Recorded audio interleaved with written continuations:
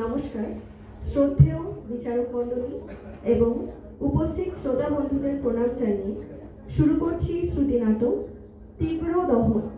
রচনা বনানী মুখোপাধ্যায়, নির্দেশনায় পলাশ বসু, আবহ শ্রীতমা সাহা, অভিনয় পলাশ বসু ও সঞ্চিতা বন্দ্যোপাধ্যায়। শুরু করছি শ্রুতি নাটক তীব্র দহন।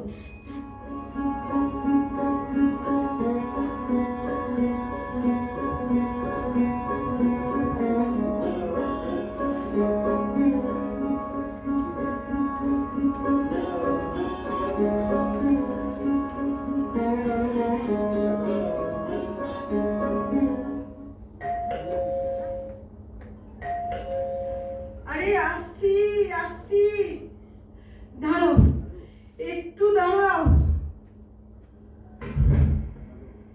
কি হলো, চলে এলে? আরে পেন ছাড়তে তো এখনো অনেক দেরি, এক্ষুনি চলে এলে কেন?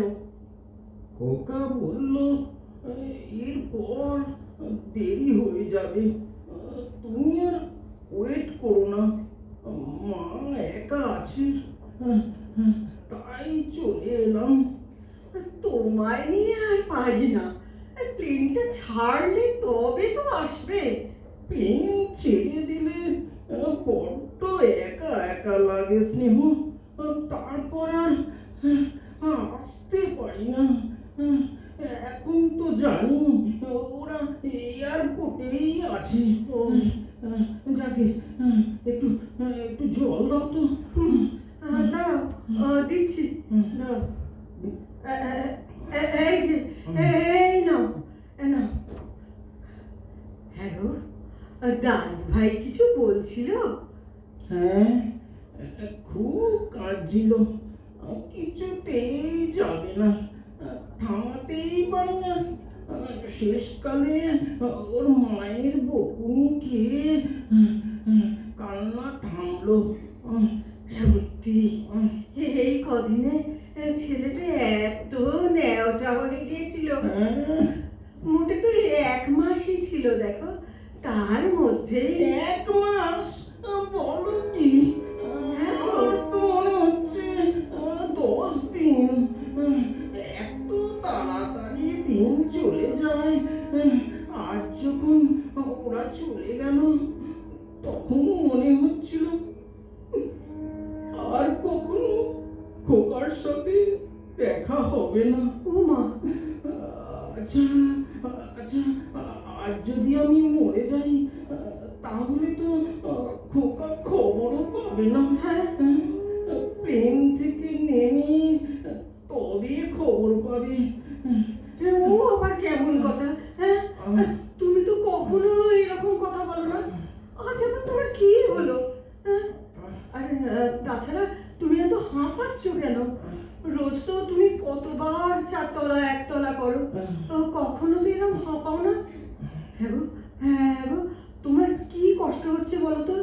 এয়ারপোর্ট থেকে ফেরার সময় এত খারাপ লাগছিল, তাড়াতাড়ি তোমার কাছে পৌঁছতে চাইছিলাম। ট্যাক্সি থেকে নেমে খুব জোরে ওপরে উঠে এসেছি তো, আচ্ছা, তাই হাঁপাচ্ছি। একটু একটু কফি করে দেবো তোমায়, খাবে? না না, এত রাতে কফি করতে হবে না, তুমি বরং একটু একটু বসো আমার কাছে, বসো না। বসবো? সে আবার কি? আচ্ছা, তুমি তো কখনো বলো না এসব কথা, আজ হঠাৎ? বলি না, আজ বলছি। আজ মনটা একদম ভালো নেই, জানো।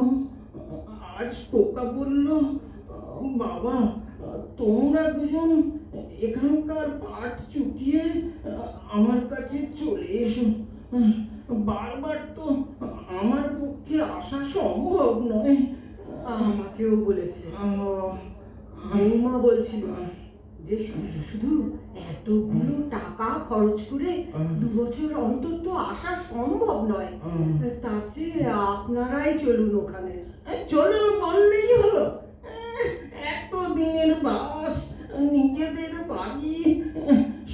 ছেড়ে বিদেশ চলে যাব, চমৎকার! কথার কোনো মাথা মুন্ডু নেই। আসলে আমি খোকাকে বলছিলাম যে অনেক দিন তো হলো, এবার এবার তুই ফেরত চলে আয় না বাবা। তা তা কি বললো? ও বলেনি, বৌমা বললো। বৌমা বললো যে অত বড় প্র্যাকটিস ছেড়ে ও কি করে আসবে, আর তাছাড়া এখানে চলে এলে নাকি টুপাই মানুষ হবে না। মানুষ হবে না? তোর কর্তাটা কি এখানে থেকে অমানুষ হয়েছে? কি জানি বাবা, আমি অত কথা বলতে পারি না। কে মেম সাহেব, তার উপর কত লেখাপড়া জানে। আমাদের কি মেম সাহেব? মেম সাহেব বলে কি মাথা কিনে নিয়েছে নাকি? লেখাপড়া জানা, লেখাপড়া জানা মেয়ে এটা জানে না যে আজ বুড়ো বয়সে আমরা কত একা হয়ে গেছি। আমাদের দুজনের কিছু হলে পাড়ার লোকই তো ভরসা। আচ্ছা আচ্ছা, তোমার আবার কি হলো? তুমি হঠাৎ এরকম চিৎকার করে নিজের শরীর খারাপ করে ফেলছো কেন বলো তো? চলো চলো, খেয়ে নেবে, চলো। খাবো একটু একটু পরে। এখন এখন তুমি একটু বসো তো আমার কাছে। তখন থেকে উটি উটি করছো কেন? পূর্ণিমা কোথায়? রাত্রির হয়ে যাচ্ছে বলে ও খাবার গরম করে রেখে বাড়ি চলে গেছে। রাত্রিটা ওকে থাকতে বললে পারো, তবু তো তোমার কথা বলার একটা লোক হয়। ঠিক বলেছ, আজকাল থেকে থেকেই বড্ড একা মনে হয়। খালি ভাবি আমি না থাকলে তোমার কি হবে, আর আর তুমি না থাকলে আমি যে কি করব। এখন এখন কি মনে হয় জানো? কি গো? ভাবি আমাদের আরেকটা ছেলে থাকলে ভালো হতো, তাহলে অন্তত আমার আমার মরার সময় একজন থাকতো। কিন্তু কিন্তু আমরা তো ঠিকই করেছিলাম বলো, আমাদের একটাই সন্তান হবে, আর তাকে আমরা মনের মতো করে মানুষ করব। হ্যাঁ, মানুষ তো হয়েছেই, তবে মনের মতো হয়েছে কিনা তা জানি না। হ্যাঁ গো, ওই ট্রেনের শব্দ না? হ্যাঁ গো, ওতেই কি খোকা যাচ্ছে? দুর্গা দুর্গা দুর্গা দুর্গা, ও যেন ভালোভাবে পৌঁছয় ঠাকুর। কি হলো, তুমি আবার বারান্দায় যাচ্ছ কেন? দাঁড়াও দাঁড়াও, পেনের আলোটা একটু দেখি। আস্তে আস্তে আলোগুলো কেমন ছোট থেকে আরো ছোট হয়ে যাচ্ছে। দেখো দেখো, এরপর ওদের মন থেকেও আমরা ছোট থেকে ছোট হতে হতে একদিন মুছে যাব। না না, দেখো তুমি, দেখো। ওরকম বলছো কেন? তুমি ওরকম বলছো কেন? ওসব কথা বলো না, একদম বলো না। আর আমাদের মনে রাখবে নাকি গো? হ্যাঁ, ওরা তো আমাদেরই ছেলে, আমাদেরই নাতি, আমাদের ভুলে যাবে কি গো? ভুলবে ভুলবে, ভুলতে হবে।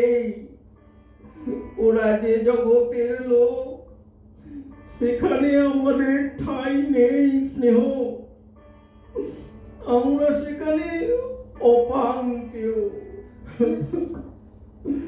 ওদের সাধ্য কি আমাদের মনে রাখে? কি হলো তোমার, এরকম হুহা করছো কেন? তখন থেকে বলছি খাবে, চলো। না, আজ আর কিছু খাবো না। আজ মনটা একটুও ভালো না। আর আমার বুঝি মনটা খুব ভালো আছে। হ্যাঁ, দাদু ভাই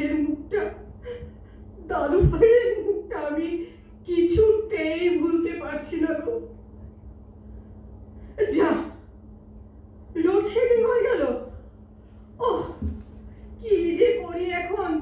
আরে কোথায় টর্চ, কোথায় মোমবাতি? ও, আমি আর পারি না বাপু। আরে কি হলো? দেশ লাইটে একটু জ্বালো তো, তা না হলে মোমবাতিটা আমি আনবো কি করে? কি হলো? কথা বলছো না কেন? এই যে পেয়েছি দেশ লাইট। কি হলো? তোমার কি হয়েছে? কি গো, সাড়া দিচ্ছ না কেন? তোমার কি বুকে ব্যথা করছে নাকি গো? না, কিছু হচ্ছে না। ও, কষ্ট হচ্ছে না তো এরকম হুয়া করছো কেন? বলো না, বলো না কোথায় কষ্ট হচ্ছে, বলো না আমাকে। কোথাও না। তুমি তুমি একটু বসো। আমি আমি তোমার কোলে মাথা দিয়ে শুই। আচ্ছা বাবা, আচ্ছা, এই যে বসলাম। কি জানি, কি জানি বাবা, তোমার আবার কি হয়েছে? কখনো তো তুমি এসব কথা বলো না। উফ, এত অন্ধকার। হ্যাঁ গো, পাশের ফ্ল্যাটের রানীকে একটু ডাকবো? না না, কাউকে ডাকতে হবে না। তুমি শুধু থাকো আমার কাছে। ও, আহ, আচ্ছা আচ্ছা স্নেহ, হ্যাঁ বলো। খোকা যেদিন জন্মায় সেদিনকার কথা তোমার মনে আছে? বাবা, সে আবার মনে নেই? যা কষ্ট পেয়েছিলাম তা মনে থাকবে না? অবশ্যই পরে যখন নার্স এসে খোকাকে দেখালো, সব কষ্ট উধাও। আমি তো লেবার রুমের বাইরে দাঁড়িয়ে কাঁপছি। মা এসে বলল, তুই বাবা হয়ে গেলি। আমি আমি দৌড়ে গিয়ে মাকে জড়িয়ে ধরলাম। মা আমার মাথায় হাত বোলাতে বোলাতে বলল, তুই কাঁদছিস বাবা? আমি বললাম, বুকটা বড় তোলপাড় করছিল গো মা। আমার মা তখন কি বললো জানো? কি গো? মা বলল, সন্তানের জন্য এই বুকের তোলপাড় যেন সারা জীবন থাকে বাবা, যেন সব সময় থাকে। আচ্ছা আচ্ছা, ও, তুমি একটু চুপ করো না, এত কথা বলছো কেন? স্নেহ, হ্যাঁ? স্নেহ, মাকে আমার চিৎকার করে বলতে ইচ্ছে করছে, মা গো, আজও আমার বুকের ভিতর সমান তোলপাড় করছে গো মা। তোমার কথা আমি রেখেছি, সে তোলপাড় আমার কোনোদিন বন্ধ হয়নি মা, কোনোদিন বন্ধ হয়নি। হ্যাঁ গো, তুমি কেন এত কথা বলছো? এরপর শরীর খারাপ করলে এই লোডশেডিং এ আমি কি করবো বলো তো? আমি কি করবো? না না, কিছু কিছু করতে হবে না। শুধু শুধু তুমি আমার কাছে বসে থাকো। এই তো, এই তো আছি। দেখো, দেখো স্নেহ, কারোর যেন একটা সন্তান না হয়। তোমার প্রয়োজনে সে থাকবে না, তার নিজের প্রয়োজন তাকে অতি ব্যস্ত করে তুলবে। তোমার যখন মনে হবে তাকে একটিবার দেখি, সে দেখবে না। তোমার যখন মনে হবে সে তোমাকে একটু জড়িয়ে ধরুক, সে থাকবে না। চুপ করো না। তোমার যখন মনে হবে সে তোমার বুকে একটু হাত বুলিয়ে দিক, সে থাকবে না। সে থাকবে না তোমার পাশে, থাকবে না গো, থাকবে না। তুমি এমন করো না, আমার যে বড্ড ভয় করছে। ভয় পাচ্ছ কেন স্নেহ? আমি তো আছি। এখন এখন আমার মাথায় একটু হাত বুলিয়ে দাও তো। এই তো এই তো এই তো দেখো দেখো, তুমি তো কোনোদিনও এমন করে কথা বলো না, আজ কেন বলছো গো? ঠিক করে বলো তো, তোমার কি কষ্ট হচ্ছে? আমাকে না বললে আমি কি করে বুঝবো বলো তো? আমি কি করে বুঝবো? তোমায় কিছু বুঝতে হবে না।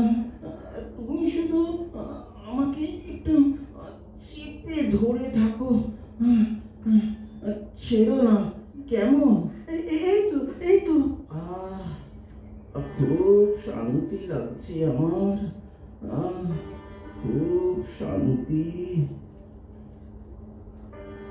জানো, বর্দার নাতি পম্পি, ও তো বিলেত চলে যাচ্ছে।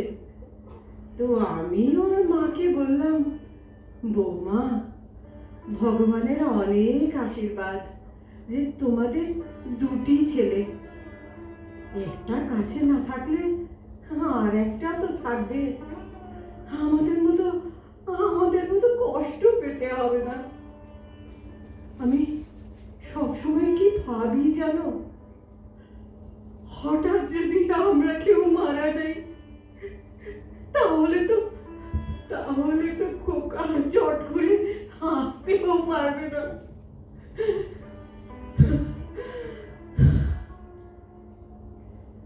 সেই ভালো, সেই ভালো, আসতেও হবে না। শুধু তোরা সবাই ভালো থাক, খুব ভালো থাক। স্নেহ, হ্যাঁ? আমাদের আমাদের যৌবনে তুমি একটা গান খুব গাইতে, তোমার মনে পড়ে? কোন গানটা বলো তো? কি যেন গানটা, কি যেন, এমনি করে হৃদয় মোর তীব্র দহন জালো, সেই সেই তীব্র দহনে অহরহ জ্বলছি আমরা।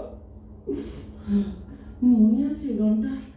হ্যাঁ গো, আগে খুব গাইতাম, আমার বড্ড প্রিয় গান। আসলে আসলে রবি ঠাকুর জীবনে অনেক শোক পেয়েছেন, তো তাই অমন লেখা লিখতে পেরেছেন। দুঃখের সাগর মন্থন করেই তো অমন অমৃতের মতো গান লিখেছেন। বাহ, কি কি সুন্দর করে বললে স্নেহ। দুঃখের সাগর মন্থন করে তবে অমৃত উঠেছে। আহা, ওই ওই গানটা আজ আবার একটু গাও না, একটু গাও। আমি আমি গাইবো কি গো? আরে তুমি কি পাগল হলে নাকি? গাও না স্নেহ। শোনো, হ্যাঁ? আমি যদি ঘুমিয়ে পড়ি, তুমি আমায় ডাকবে না, কেমন? আর যদি একেবারেই ঘুমিয়ে পড়ি, তাহলেও ডাকবে না। ও আচ্ছা, এই আবার কেমন কথা তোমার? এই কেমন কথা? তুমি তো কখনো আমার কথা অবাধ্য হওনি স্নেহ, এখনো হয়েও না। সত্যি করে বলো, বলো ডাকবে না। ঠিক আছে, ঠিক আছে, ঠিক আছে, ঠিক আছে, ঘুমিয়ে গেলে ডাকবো না, ডাকবো না, ডাকবো না, হয়েছে? লক্ষ্মী মেয়ে, এখন আস্তে আস্তে ধীরে ধীরে গানটা গাও। আচ্ছা আচ্ছা, গাইছি। আমার বিধু না পোড়ালে গন্ধ কিছুই নাহি ঢালে, আমার প্রদীপ না জ্বালালে দেয় না কিছু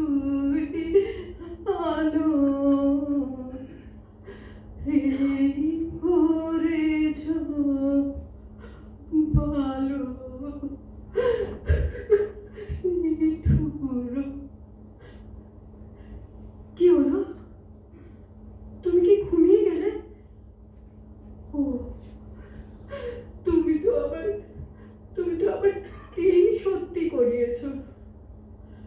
ঠিক আছে, ঠিক আছে, ঘুমো, ভালো করে ঘুমো তুমি। আমি ডাকবো না, ডাকবো না, তুমি ঘুমো।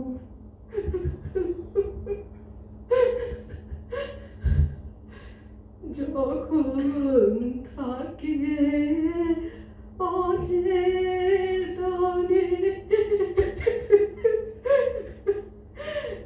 এই চিত্ত আমার।